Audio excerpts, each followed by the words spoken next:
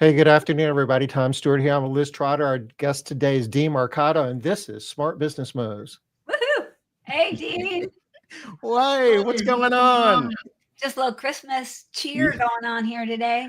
Exactly. The Christmas festivities are starting. Yeah. Tom, how much have you had to drink so far? Coffee. I've been drinking all day. Yeah, same. Yeah. Good stuff will be coming shortly after this. Okay, but look at this coffee cup, y'all. Can you see it? That is nice. Oh, That is a nice cup. It looks like those little dashes are see-through. You can see my coffee in there. It was hard to pour coffee in there the first time. I'm like, You thought it was like a sieve it was going to pour out in your lap. Yeah, it looked it like doesn't look holes. like it. It looks like it's gonna. It didn't. Right. Are you drinking over there, Dean? It's actually healthy stuff, but I usually like to have a little bit of tea before I do some speaking. So Claire, it's an actual throat? roasted dandelion root tea, and it's Oh, wow. fabulous. Yeah, it's Supposed to be good wow. for your throat. I've moved away from the coffee because the caffeine, it just as I get older, it's not jiving so well anymore. You know, My coffee is decaf, but I drink a lot of it. I do. Liz carries around like one of these pump dispensers with her. Yeah, there you go. Oh, wow. You actually have one. That's wild. No, I don't only have one. Tom, where's mine at your office? Oh, yeah. She every place she hangs out, she has one. I leave them there. Yeah. There's a Very cool. tube that comes out of it, and it's a needle, and she puts it right in her arm, and it just kind of. Hey, this way, wherever you go, people are prepared. There's no excuses. That's right. Have it ready. That's right. I just had somebody send me a picture. I don't know if you can tell. This one's not as much, but she sent me a picture. She's like, Liz, I'm cleaning out. We're remodeling my kitchen. And I just found your dolphin pot. It does look like a dolphin. A little bit, right? Now that you say it. Yeah. Well, Dean, we are excited to have you on here. As you know, I mean, I talked to you already about this, that we had a lot of people at ISSA talking about how amazing your presentation was.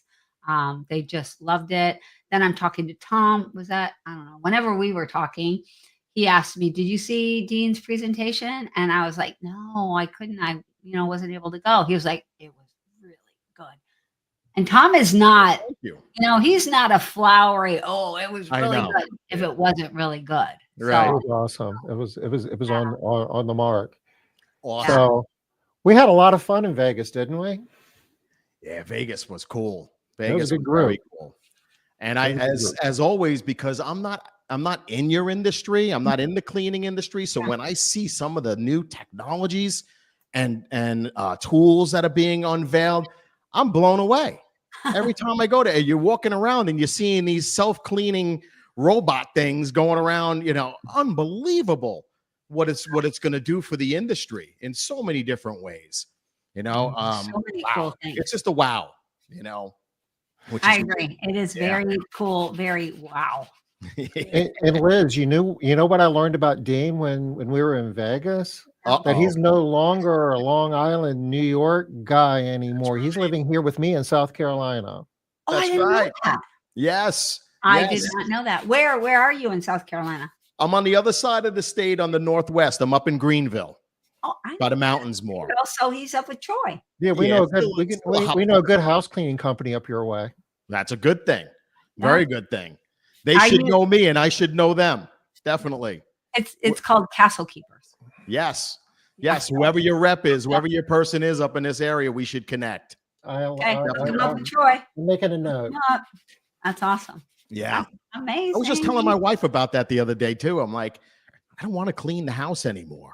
Right. You do it. I've only been down here a year. So you do it while you're just moving in. You're still settling in, but it's like, we're settled in now. I don't want to do that stuff anymore. There's people who do it better, faster, cheaper than I ever could. And my kids will love them for it because my kids hate helping. And they will love that mom and dad are not saying, clean your room, clean your room. Yes. Oh my goodness. But I do feel for them if they ever enter my daughter's room. They're gonna, every family probably has one of those, right? Oh my goodness. They're professionals. They've seen a lot. Hey, Roxanne.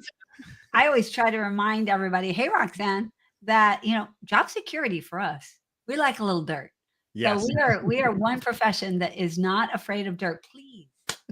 When all the dirt is gone, what are we going to do? So Right. you don't have to worry about dirt with us. Yes.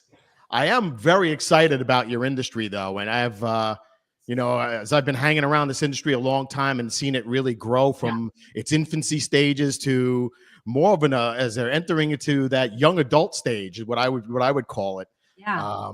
It's amazing to see. And I can only imagine what's going to happen in these next 10 years, in this industry. Yeah. It's going to be incredible and exciting. Technology is going to certainly be a big part of the mix, which ties into what you presented in Vegas related to AI. I mean, you think about artificial intelligence, and a lot of it's kind of abstract and kind of out there, but you've got some real tangible tools that anybody who's running a house cleaning business can actually put to work and do something with today. And that was enlightening to me. I mean, I know a little bit, but I know that I learned a lot, and the audience was blown away. I'm dying to know. Share. Let's go. Let's go. Well, that speaks volumes, and I appreciate that kind of feedback because, when I went there, and that's always my game and my way of being. It's like, you've got to bring it. You've got to bring it. You're there, and you've got all these great people in the room. Give them something they can actually do right now, something that can actually move the needle. And but Dean, everybody is thinking that. All the presenters are thinking that. The audience is usually a harsher critic, right? Yeah, They're usually they can be. Yeah. Yours is all over. Your audience was like, wow, he really brought it. Like, that's cool. So good. Yeah. That is very cool. And that's very exciting. And, when I hear things like that, it just makes me want to bring more. There's so much to talk about, especially when we get into the concepts of AI, automation. The whole playing field has changed. And the slide deck I have loaded here for us today, I moved it forward a little bit to a slide that maybe we could take a peek at real quick to just kind of set the stage. As I mean, it's no secret, the three of us have been around a little while. We've been in business for a while. We've seen a lot of things come and go over the years. And I could say with all confidence, AI is not going anywhere. Matter of fact, it's exponentially growing daily. It's not even like how the internet came into the scene and it was great. And it took a little while for things to kind of pick up and people to grasp it. And this is not one of those things. Yeah. This is either you get on board or you are behind. Right. So this one, if any of these resonate, these are what I call the key business disruptors over the last 50 years, my lifetime, right? Where we saw personal computing come into the scene. I remember getting my first computer and it was like, wow, a computer in my house? How awesome is this, And then the internet came in and it changed businesses. And the internet really is only, for the most of the business world, the last 20 to 30 years is where the business world started to really grasp it a little bit. I remember when I first started Online Marketing Muscle a little over 20 years ago, I got laughed at.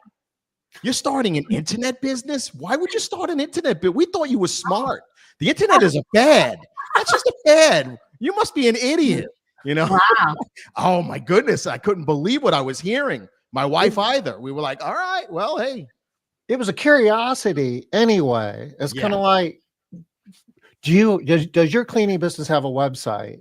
And it was almost like, well, do you really need one? What's the point? You need a yellow page ad. You don't need a website. Exactly. And the way things are moving now and at the speed things are moving now. And I'm going to use that word speed a lot. And by the way, every year when I do my planning for my own company, there's usually a word that bubbles up to the top that becomes our mantra, our focus for the year. And in 2025 for Online Marketing Muscle, that word is speed. Because if you don't come out with blazing fast speed in 2025 with everything you do, again, your competition's not sleeping. right? The bigger behemoth companies that see the cleaning industry as this big cash cow that, we saw Amazon try and step into the space years ago. You remember that? Yeah, absolutely. Yeah. And it's like, that's not the end of that. That's going to continue to happen because there's so much money in this industry right now, as you got the dual income households. People are starting to get lazy. They don't want to do it anymore. Whatever their reasons are. And I've got a lot of them why I think this is such a great industry and why I keep hanging around it. Those are just a few of them. But, through these years, we saw e-commerce and online payment systems come on, and smartphones, and then mobile technology changed the game again. Social media came into play, game changer on how all marketing was happening. Then came artificial intelligence to the rest of us. And I say to the rest of us because I have this distinct feeling that a lot of these technologies existed long before we got access to them. Yeah. And there were players using them, tapping them long before they gave it to us. So now we don't have any excuse because it's been made available to us. Now it's up to us in terms of what do we do with it? And it's not like you can kind of do the ostrich thing and stick your head in the sand and say, you know what, maybe it'll go away. Maybe it'll just stop. Or you know what, I'll just keep doing what I'm doing because it's working. Yeah, for now, maybe it is. And I would never tell you to stop doing something that's working, right? But you do always have to be looking down the road. What's next? What's next? What's coming, right? So that's a big slide I wanted to point out. AI is that big game changer. There's no ifs, ands, or buts about it. In my lifetime, it is the game changer, right? There's never been a simpler time in history to build, grow, and scale, right? So we all talk about wanting to grow and scale our business. This is the time. It's never been easier. It will never get easier, at least not probably in the next 10 or so years, right? AI is that technology that's going to change everything we're doing, from how we do the actual work we're doing, to how we market ourselves, to how we sell, to how we do all of our financials, right? It's insane how every single thing is going to change. How your website is and acts and behaves and what it does. Game changer, folks. So a couple of quotes from different high-end people who've been playing in this field a while. I won't hang too long on it, but I'm not the only one screaming this from the rooftops. That's the point I want to make with that slide. Right? The Salesforce came out today and announced like 2.0 of their sales agent, and it's actually on their website. If you want to see something amazing, just go to salesforce.com or go to help.salesforce.com. They do their support with their agent too. A lot of people sell them, but companies that sell them don't necessarily use them. Salesforce does, and they're doing some really cool stuff. And, one of the benefits that I always felt by coming out of big corporate America, I spent about a dozen years after my college time. And the first dozen years, I got to work for some great companies, some of the best on the planet. Companies like EDS, which was the premier consulting company organization around the world, 140,000 strong. Right. I was running multi-million dollar projects around the globe. Pretty cool to be able to get involved and do that and learn from the best. You were hanging out with the folks down in Dallas? Say again? They were in Dallas, weren't they? They were based out of Dallas. That was Ross Perot's company. Yeah, Ross Perot's baby back in the day. Mm-hmm. And then HP bought them years later. After I had left, HP bought them and the company was gone. It all went downhill after you left, right? Yeah, pretty much so. Must have been, right? But it was to work for companies like that. And Underwriters Labs was another company I got to work for that was world-class when it came to systems and ISO 9000 and just doing things better, right? Doing things better, improving the way things work.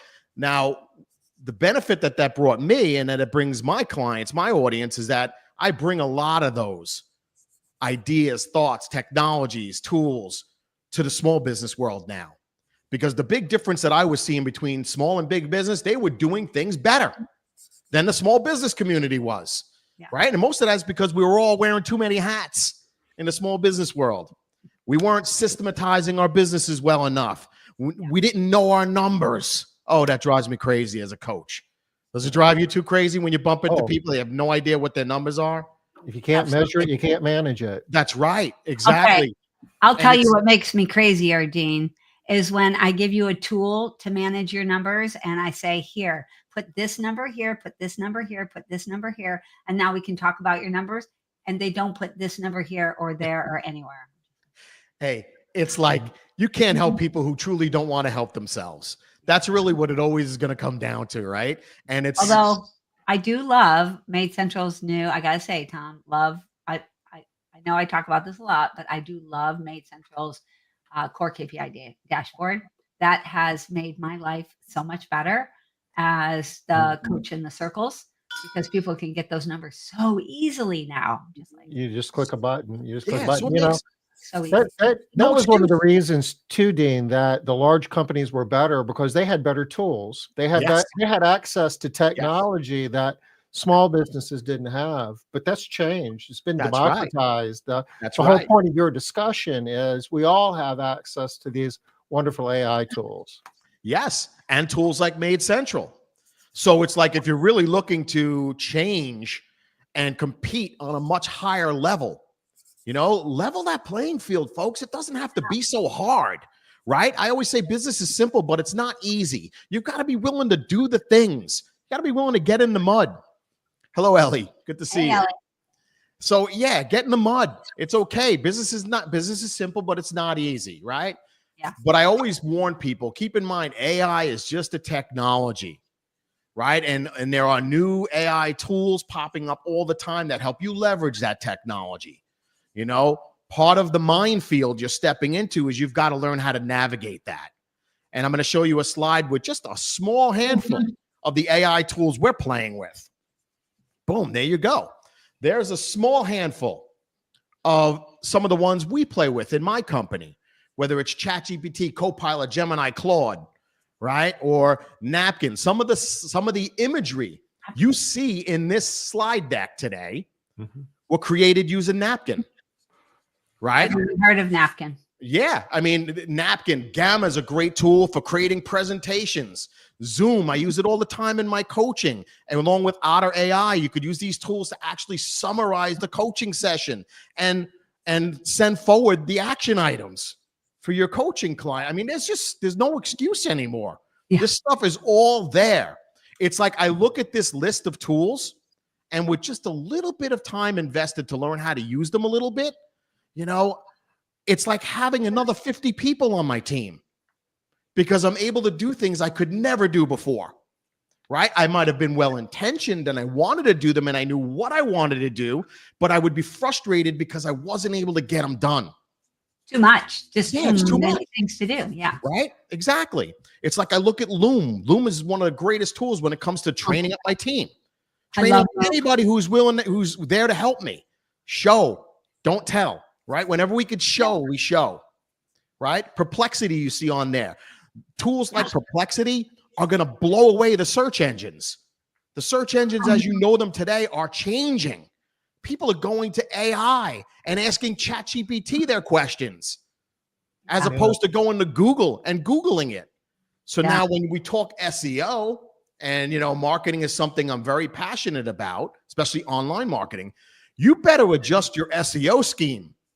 How you're approaching SEO in your company, because you've got to know what people are doing to find you and to find people like you, people who can help them solve whatever their problem is. The whole psychology is going to change from search engine optimization to like answer engine optimization. I don't want to be searching for anything. I just want the answer. That's right. So I produced I produced another little list, and I'll share some of those with you folks here today, of the new skills that we have to start really ramping up. And just to ramble a few of them to you, prompt engineering. It's something I'll talk about today, right? But it's something you need to know how to engineer a prompt when you're asking AI to do anything for you. Learning how to ask in a way that will get you the results you're looking for is critical. And I will actually give you a formula today on how to ask the ChatGPTs and the Copilots and the Geminis and Claudes on how to get what you really want to get. I want you to look at it like a genie in a bottle, right? Or a genie in a lamp. You find this lamp and you rub it and the genie pops out, right? Now, the genie says, I grant you 3 wishes.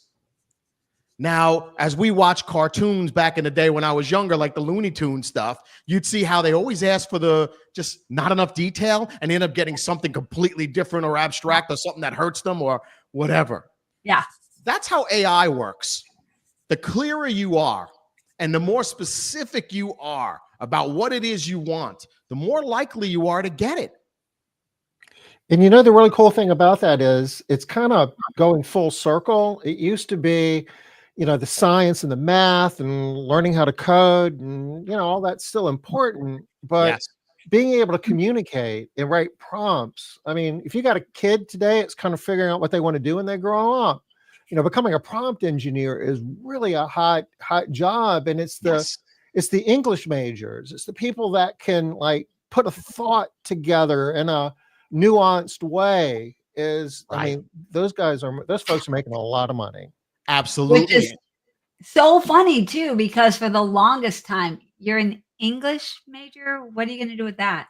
How are you going to make any money? That's right. It's incredible. And it's, as I pointed out at the ISSA show numerous times to a lot of people, and I'll point it out here again today, the only limitations are the ones we set on ourselves and our own thinking here. And this is where the creatives, the real right brain folks, you could have a field day with this stuff. The only limitations are your creative genius to think of another way to use this stuff. How do I do this? Right? This slide deck we're looking at here, I created in record time. I put this slide deck together a couple of days before I did the show in the ISSA. Now, I know my stuff, so I can, you know, verbally get it out there pretty quickly. But with the use of numerous different tools helping me pull it all together easier, faster, there was not one other human that helped me with this. It was me with AI doing it in record timing. Now I've put together slide decks of this size, and this is a big slide deck. It's about 80, 90 slides. You know, I've put together slide decks like that, and it took me weeks. You remember the day when we would like put together an RFP and put it out on Fiverr, looking for somebody to help us come up with a graphic or you know build a deck. Oh yes. What else happening to Fiverr's business model? I mean, this has to be putting a lot of those folks out of business, right? Yes, I would imagine you're going to get a lot of people putting out that they could do prompt engineering. You're going to find people out there on Fiverr selling their prompt engineering skills, right? Because with things like you're mentioning, Tom, like you could produce a presentation with Gamma, an AI tool. It'll do the whole thing for you. You just tell it a few things. You give it a few specifics and boom, it'll produce the entire presentation, the whole slide deck. Now, is it perfect? No. Is it as good as you, Liz? Probably not. Most definitely not. But you know what? If you infuse enough Liz into it, it will be pretty damn good. And then it'll get you 80% of the way there. And then you take it from there and bring it home. And really, you start with something that's 80% there. You add in your 50%. That's right. Right. On top of that, you're going to get 30% better than you had before.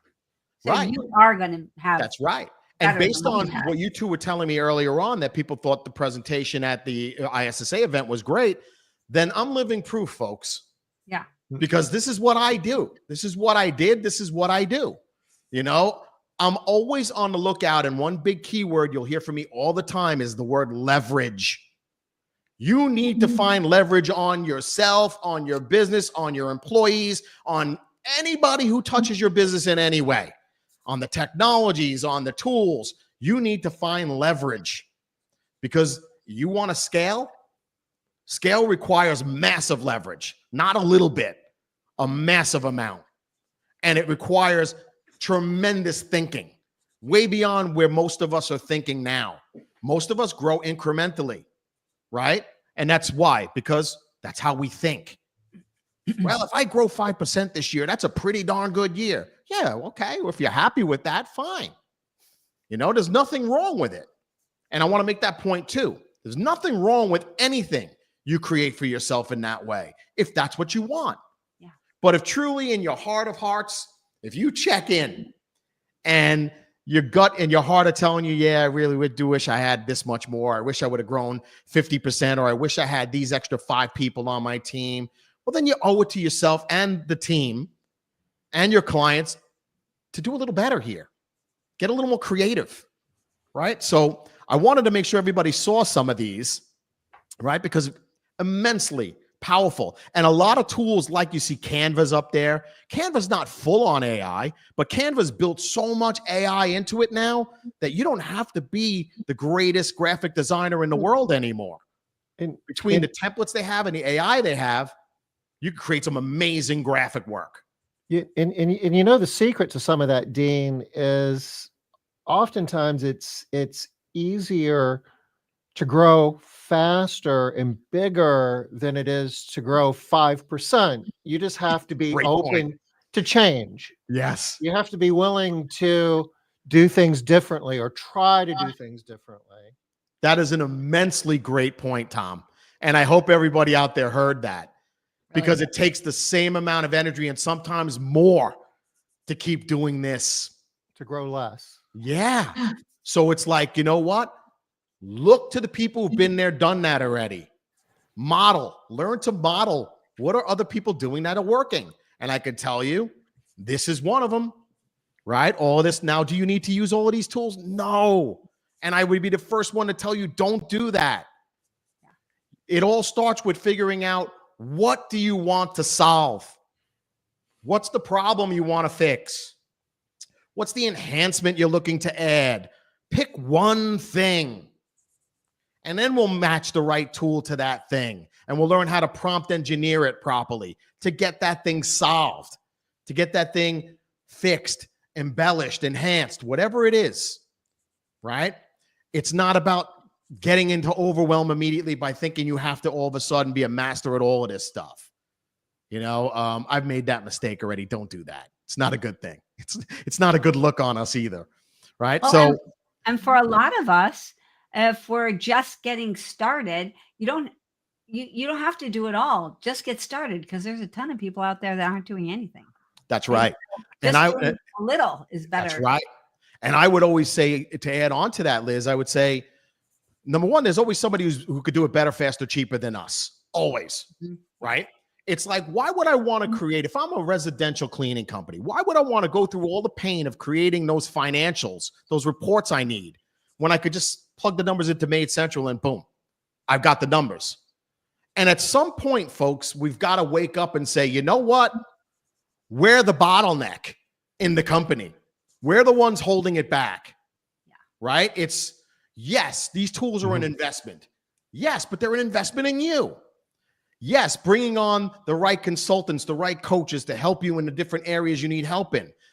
It's just going to shortcut the process for you. It's like, if you keep going along where you're going along, yeah, maybe you'll get there, but maybe it'll take you 10 years. And I think I look at that and I say, all the lost revenue, right? Can you say that again, though, that we're the bottleneck? I mean, yes. how often do you hear that, well, you don't understand, my situation's different, it's this, it's that, it's the customers, it's the people, it's the it's the competitive forces, it's the market, the economy, just head trash. That's right. That's the exact right word for it. It's all head trash. And it's, unless you're willing to let that stuff go, how dare you expect anything different from yourself or your business or anyone on your team? Seriously. This is where, and I've experienced this in my own business a number of times. I'm the kind of guy that applauds that point in time in my business when I recognize that I'm the bottleneck at that point. I've been the bottleneck in my business 100 different times. That just means I'm growing. and my business is growing. And then I have people around me to help me identify that I'm bottlenecking it right now. Okay, great. Well, let's talk about how do I get past that? What's next? You know, that's a good sign if you treat it that way. If you linger in that stuff, that muck, then, you know, you get what you deserve. So I'm creating a training right now, Dean, to this point, because if you ask anybody, right, like what's the biggest problem in your business, especially in our industry, they've all heard it. They'll say, I'm the biggest problem, right? I got to get out of my own way. I'm the bottleneck. They all say that, but they don't know how they're the bottleneck. They don't know what they need to change. They don't know what they need to do differently because they have the buts. That's right. They don't all say it, and some of the ones that say it don't really believe it. They're just saying it because they know that's what they're supposed to say. Because they know it's the right answer, but they have no idea how. Like I know a ton of people that I work with that are like, oh, I'm the problem. I'm the bottleneck. Okay, so tell me how you're the bottleneck.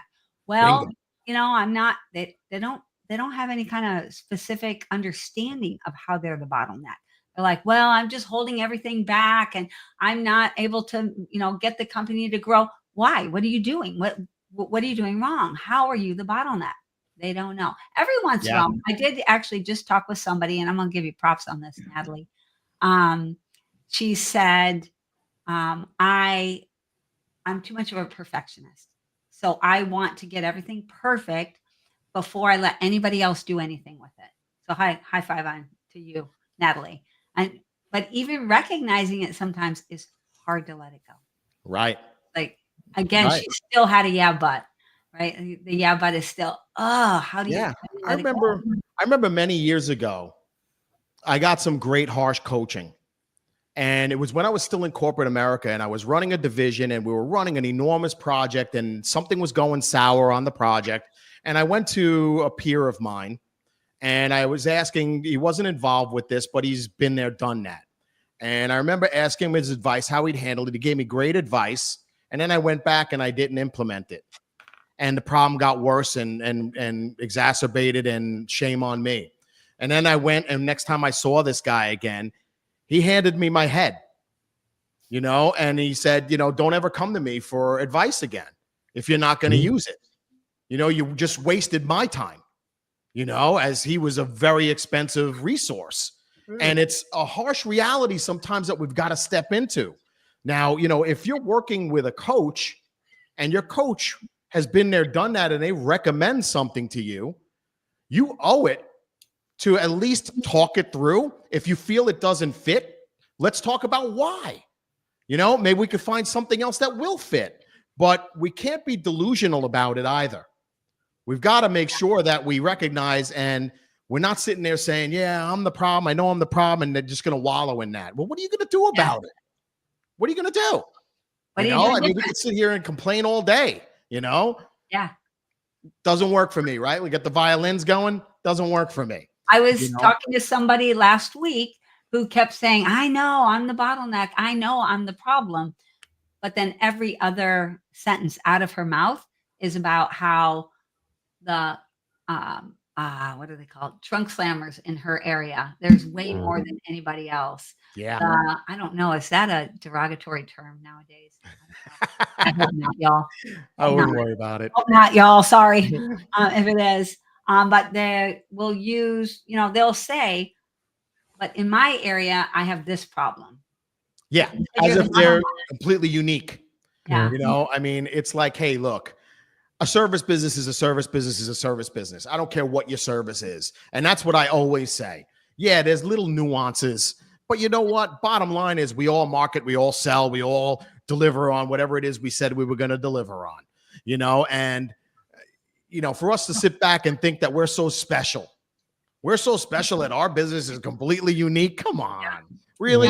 I mean, you might have fooled me 20, 30 years ago, but at this point in time, dealing with thousands of entrepreneurs over the years as I have, I don't fall for that one anymore. I've been there enough. I've done that enough. I tried doing that too. I tried pulling that shenanigan myself. My coaches, you know, every coach has a coach, right? Or coaches, I always say. And I got that one handed to me in a big way as well over the years. And it's like, you know, come on. Do you really want to succeed or don't you? That's what it's going to come down to. Do you really want? Oh, sorry, Dean. Please. Oh, finish your thought. I'm so sorry. I thought you had stopped. That's okay. That thought is come and gone. I killed Let's you. move on. But ultimately, for most of our audience here, we are the CEOs of our business, and our job description is really kind of narrow. But the biggest thing on there is setting strategy, right? And regardless of what the competitive forces are and all of the issues and challenges, we can choose our strategy, and there's a strategy for every problem that you can imagine. It's just a matter of developing it, and you have to execute, which kind of gets back into the AI part of it, because AI can be useful in shaping your strategy, and it certainly is useful in helping you execute it. That is correct. And one of the skills I mentioned earlier that I was going to mention a few skills, and one of them is learning how to use AI to help you strategize, right? It's a sounding board for you. I do that, Dean. I do that. I mean, I'm using AI multiple times a day, and a lot of it is just that. Questions that I have in my head that problems I'm trying to solve, more and more, I'm just going in and I'm asking AI engines, hey, this is the situation. This is what I'm dealing with. This is the context. Give me 10 possible, solutions, and just keep, tweaking it. And, well, what about this? And it's nothing else. It's just another really smart person that you can be bouncing ideas off of. It's crazy. Exactly. Ultimately, you get to decide if you're going to use any of that strategy at all, right? But again, AI is only as effective as the person using it. So if you feed good intel into it about strategy, you're going to get good response back. If you give it a bigger, broader picture, a more specific picture, I should say, actually, it's going to give you more specific, precise output. And that's what you're looking for, right? Remember, the AI at this point has read and digested most of the internet in its entirety. Crazy. So, I mean, you're talking about, genius minds out there, right? And it's learning how to remove the garbage too.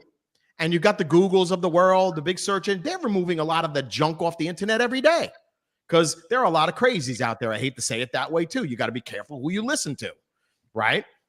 But again, if you know your stuff, even remotely, and you prompt it and talk to it like Tom, like you were saying, chances are you're going to get something useful that'll at least steer you in the right direction. So, okay, I'll go with that strategy. I'll pick the number 3 out of the 10. Number 3 seems like a great approach. Let's flesh that one out a little bit more. When you're stumped, when you feel like you really just don't have a path forward, or you don't know what to do, or don't know how to solve a problem, it's crazy. It'll, once it gives you ideas, it's like, well, yeah, that makes sense. Wow, I never thought of that though. Right. Oh, so right. And okay, so I see that Roxanne's got a couple of questions up here, and we're leaving them up here because we're going to get them answered for you. But it's tough. We have a lot to say here, Roxanne. So can you see the one that she has up here right now? I mean, suggesting any AI training, that one? Yeah. Roxanne, I'm biased. I would say, it's a self-promo. I would say you should be calling me and ask me about workshops that we might be putting on AI going into 2025, because we are. And I'm always the kind of person that says, you always should be looking for the fastest path to cash. What is the fastest path to get you what you want as quickly as possible? It doesn't matter how much something costs you. It matters how much it makes you. And that is always the mindset for anyone who wants to grow or scale. I'll say that again. Doesn't matter how much something costs you. It matters how much it makes you. And as a CEO of your company, you have to be able to frame that for yourself. If you frame that properly, then you look at investments as investments, and not every investment is going to pan out, but you've got to give that investment the right opportunity to pan out, right? A lot of people will just buy into a tool and then they'll throw it on the shelf and not log in Tom, you could probably tell us stories there where people, they might subscribe to Made Central, but then you look at it and they haven't logged in 3 weeks. Well, then how do you expect the tool to help you? Right. Or you're not plugging in any of your sales data. Well, how do you expect the tool to help you? It's like that Peloton that sits over in the corner as a clothes rack. Yes, exactly. Collecting dust, right? Though. And Kevin is right. You have to make it happen. You have to make it happen. I remember my wife and I were talking about this the other day because we're starting to do our year-end stuff where we're reflecting and planning what we're building and doing for next year. And, you know, we looked back 15, 16, 17 years ago when we invested in programs that we looked at ourselves and we were like, we must have been crazy at that time. We were like, we spent money we didn't have, but we were bold enough at the time to realize that there was something we didn't know and we wanted the fastest path to cash. We wanted to get there better, faster, cheaper. And I knew that I could eventually learn it. I'm smart enough, like most everybody here is, but the smart person doesn't sit by and learn it slowly. You go to somebody who's been there, done it, and get it from there. You take what they gift you, and I use the word gift on purpose, and you take it up another notch. You give it your flair, your flavor. So, Liz, if you're giving them a spreadsheet and they're not even plugging in the numbers, I mean, come on, folks. Take that spreadsheet, plug in the numbers, see it work. And then what you do is tweak that spreadsheet to be even more powerful. Take the spreadsheet up a notch. But you don't do that until you use the bare bones product. Got to get started. Yeah, get started. It's not about saying, well, the spreadsheet doesn't have all the fancy colors on it, so it's not good. No, I don't care about that. You see that a lot. You see that a lot, Dean. There's like people want to paint their own masterpiece. They want to invent the better mousetrap, and there's nothing wrong with that. But for God's sakes, don't start at zero. Take the best practices, learn from everybody else that's doing it. Take the best practices, and then make it a little bit better. That's right. That's right. I always say that every great person stands on the shoulders of some great person before them. You know, I was at an event right after the Vegas one. I went over to Arizona, and I got to sit in the audience with one of my mentors speaking, Jay Abraham. Now, many, many years ago, Jay, for me, shaped a lot of how I approach things. A lot of my strategy, you know, piggybacks off of and had grown from things I learned from Jay. You know, one of the most brilliant business strategists I think that ever existed. You know, and getting to hear him in person, that was like a bucket list thing for me because I've been on the phone with him because I was in one of his programs and I got the dialogue with him, but I never saw him in person.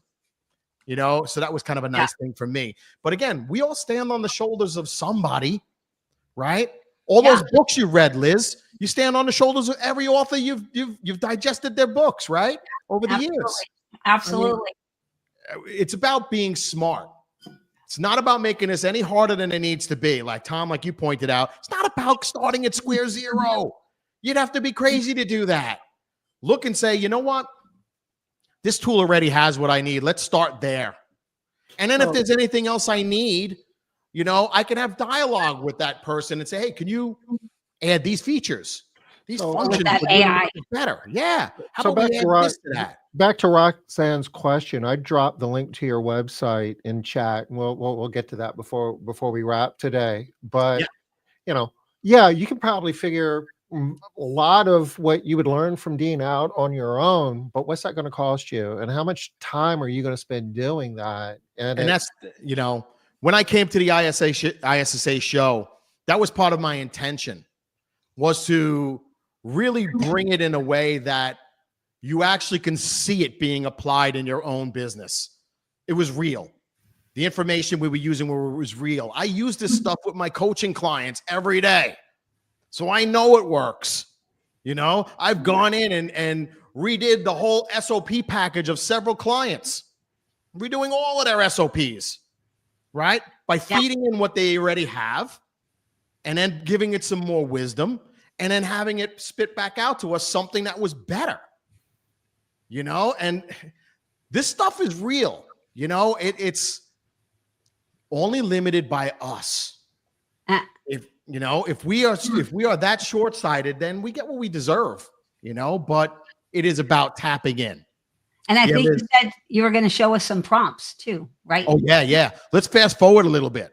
Okay. right? Oh, just for that, AI is neither good nor evil. Just so that you all know that. It's not the Terminator coming in right now to eradicate humanity. That's not what we're talking about here, right? Yeah. It is what it is. This stuff is coming whether you like it or you don't. It just is, and it's infiltrated the business world, and it will only do more so over time. And you could see here I was pointing out about being a master prompt engineer, right? Very critical. And it still amazes me to this day. And I know both you, Tom and Liz, you bump into cleaning companies every day. It still amazes me how many of these cleaning companies don't have anyone on their team who understands automation, AI, and these kind of technologies. Nobody there helping them. They're quick to add that person who can book a cleaning. Well, that's great. However, who's automating some of this stuff for you? So that if you want to scale, what happens? Obviously, that person in your office starts getting overwhelmed over time. They can't handle all the phone calls coming in. We're creating bottlenecks that don't need to be there anymore. We need to think bigger if you really do want to scale. Scaling is not growing. Growing is not scaling. I look at them as two different things. Growing is this. And there is a slide in this deck that talks about this, where growing to me is incremental. Incremental, right? Where scaling is exponential. It's a big difference.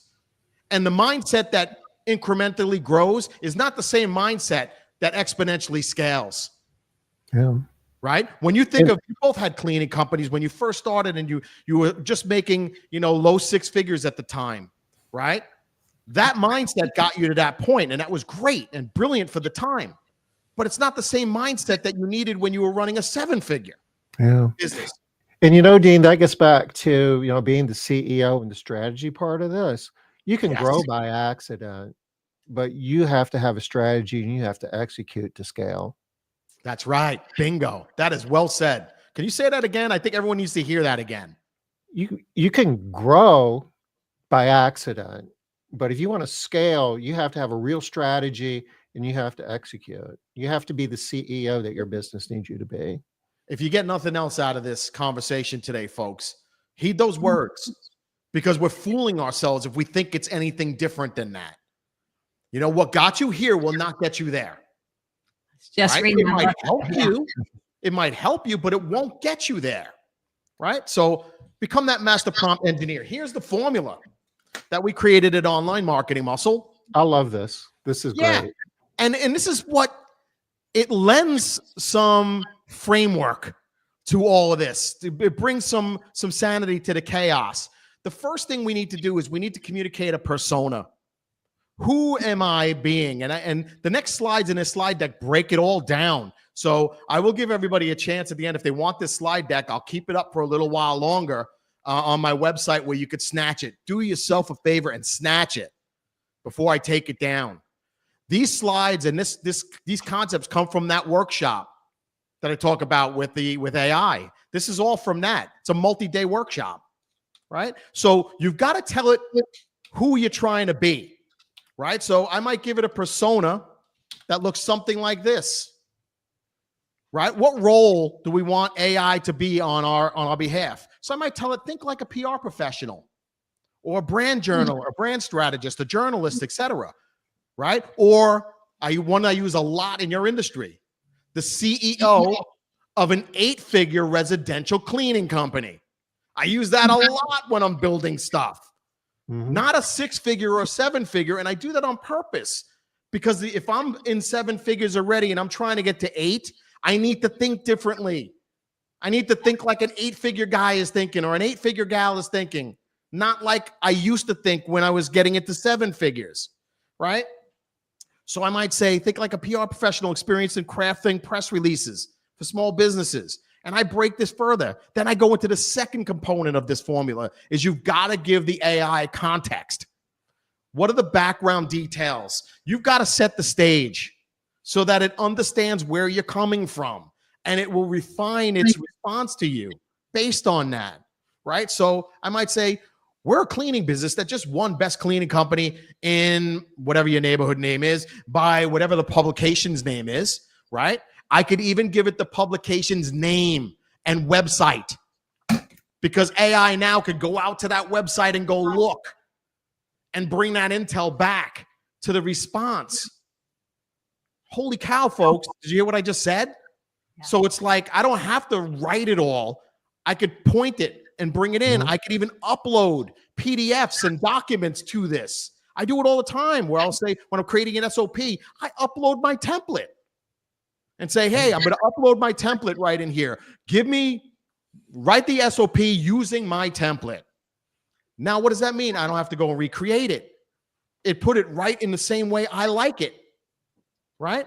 So we take to the third element, the task. What's the task you want it to do, right? So what's the specific action? What's the specific outcome that you're aiming for? And I use the word outcome on purpose, because it's very important to always specify what's the outcome. What am I looking to have happen here? Right? So write a press release that announces our award win, highlights our dedication to excellence, and strengthens our reputation in the local market. I told her, write me a press release. I'm not just going to AI and say, hey, write me a press release for an award we just won. Yeah, okay. I'm going to get something very generic and bland back. But if I feed it these 8 elements that I'm showing you, this was number 3. Here's 4. Give it an example. Do you have an example of a perfectly written press release? Right? Take one from a press release expert. Plug that in. Right? You plug that in, you're going to end up with something much better, because you're showing the AI what you want. Lead by example, I always say. Right? Then the format. You tell it if there's any specific formatting you want. You know, formatted with a headline, a subheading, opening statements, body text, and a closing call to action. You know, I use this all the time, and specifically when I'm using it to write stuff for me.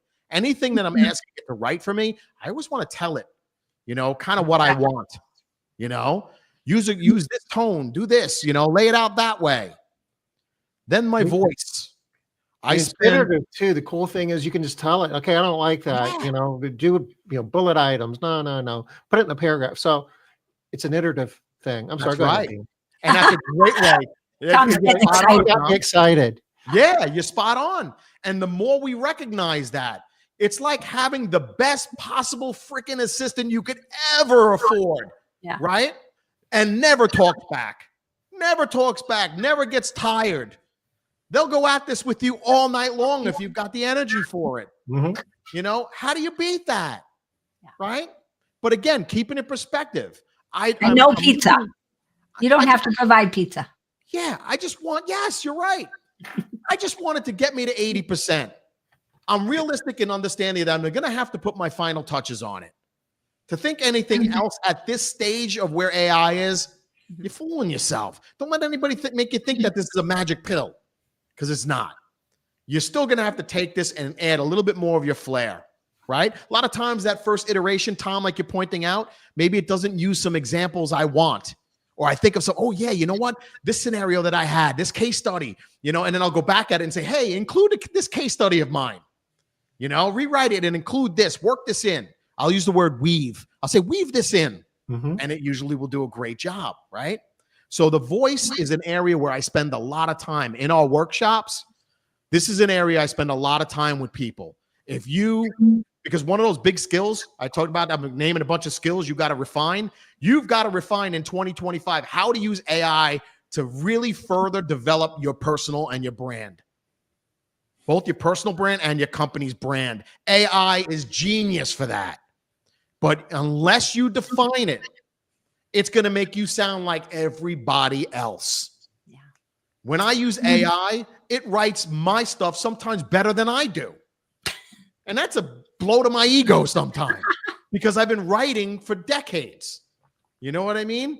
Yeah. It's like, you know, I've got an MBA. I'm a pretty good writer at this point. I've got a best-selling book behind me. You know, I know how to write, but sometimes it sounds more like me than I do. Think about how many copies you could have sold if you had AI helping you. Tell me about it. I would have had the book done in a weekend, and that instead of a year and a half.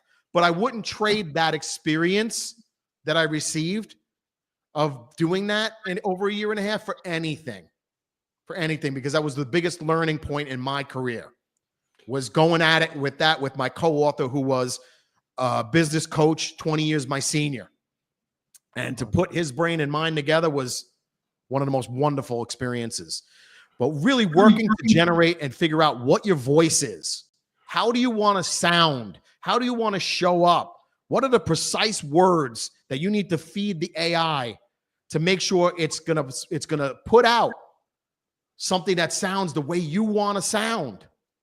We're pressing on the top of the hour here, Dean. If you got a couple more of these. Yeah, let's finish these 8. We got the timeline, right? Where it's like, you've got to make sure if there are any specific timelines that need to be communicated, that you're telling it that, right? So it understands, right? And then key points. Is there anything else it needs to know? Any point that you want to make sure it understands and it's factoring in. Like if I'm doing some AI and I'm doing some prompt engineering around analyzing somebody's sales situation, right? And we do that. We'll plug in the sales data and a lot of the stuff, and we'll have it help us lay out a game plan for sales strategy for the upcoming year, right? So any key points we wanted to know, we plug that in as well. So we put it all together in 1 mega prompt. There's those 8 things in 1 mega prompt, right? Where it's like, think like a PR president. Here's the context, here's the task, here's the exemplar, here's the format, here's the voice, the timeline, the key points. And that's a prompt that I would feed a ChatGPT or a Claude, and I would get out of that something very good, right? Now, even this is not as detailed as I would go, but you can only fit so much on a slide. You know what I mean? I would give it more example, right? I would give it a sample, right? And I would give it some more key points. So the material you're sharing here is part of a much bigger presentation that's like comprised in this slide deck. And this is a download. You're giving this away? Yeah. Where? Anybody bold enough to go get it?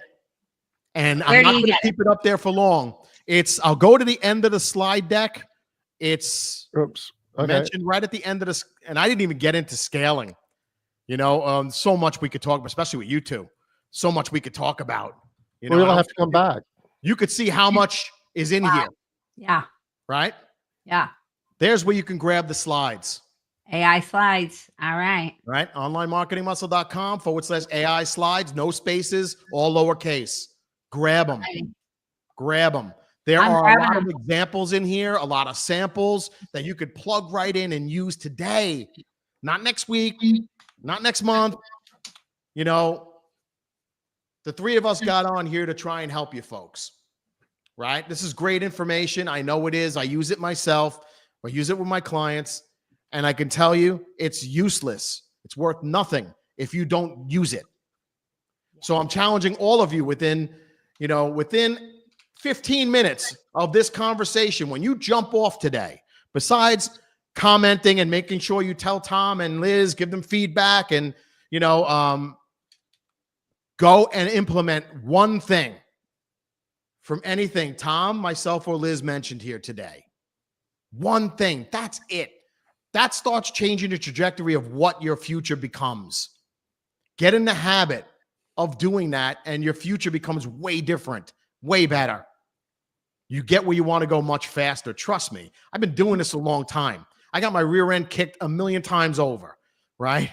I don't ask you to do anything that I'm not willing to do. That's really what it comes down to. And I'm trying to help you shortcut the learning curve. Making it hard doesn't make it better. That's right. That's right. Matter of fact, shame on us for trying to fool ourselves. Oh, do we really think that we're that stupid? You know, I'm going to fool myself like that. I'm not that dumb anymore. And I would suggest that you tell yourself that too. You're not that dumb anymore. None of us are. We're learning every day.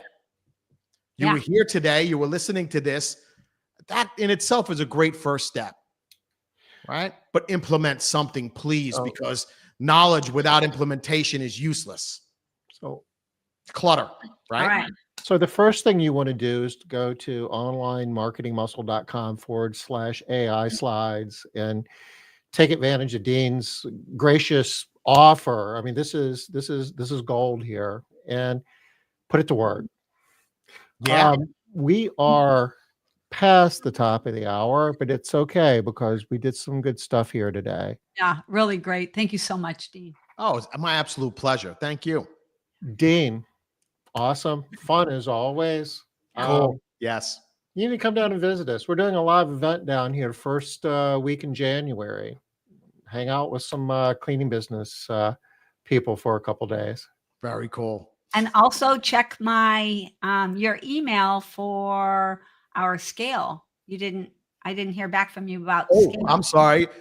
Part of my, I'm trying to remove myself from being the bottleneck. So one of those things is getting somebody else to handle my email. Oh, okay. I don't handle my own email anymore. So I'll make sure I mention it to them and they will dig that one up for me. So my apologies. Yeah, no worries, Dean. I love that you have somebody else doing it. That's awesome.